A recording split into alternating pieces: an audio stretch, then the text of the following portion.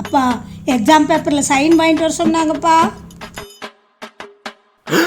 டேய் என்னடா ஃபெயில் ஆயிருக்க? அப்பா அவுட் ஆஃப் சிலபஸ் வந்து கேள்வி கேட்டாங்கப்பா, எனக்கு தெரியலப்பா. அப்படியா? அப்ப நீ அவுட் ஆஃப் ஹவுஸ் போயிடு. அப்பா இன்னைக்கு எவ்வளோடா மார்க் வாங்கின? 60பா. ஏன்டா மார்க் கம்மியாச்சு? கொஸ்டின் பேப்பர் டஃப்பா இருந்துச்சுப்பா. ஃபர்ஸ்ட் ரேங்க் வாங்கணும் எப்படா எழுதுனா? கையால தான்ப்பா. இப்போ நான் காலால பேசவா? வேணாப்பா.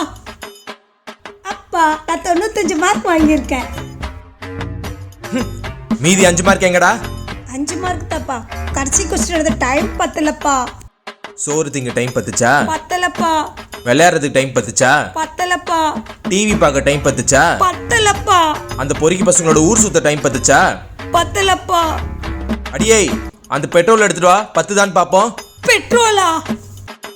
இப்படி பண்ணுவியா பண்ணுவியா பண்ணுவியா பண்ணுவியா பண்ணுவியா பண்ணுவியா பண்ணுவியா? நிறுத்துங்க. ஏன் பையனை போட்டு இப்படி அடிச்சிட்டு இருக்கீங்க? நீங்களே பாருங்க. பையன் 100க்கு 100 தானே வாங்கியிருக்கான், அப்புறம் என்ன பிரச்சனை? இவெல்லாம் இப்ப 100க்கு 100 வாங்குவான். பிட் அடிச்சு தான் வாங்கியிருப்பான். பிட் அடிப்பியா பிட் அடிப்பியா பிட் அடிப்பியா? நம்ம எவ்வளவு மார்க் வாங்கினாலும் நம்ம அப்படிங்களாம் திருப்திப்படுத்தவே முடியாது.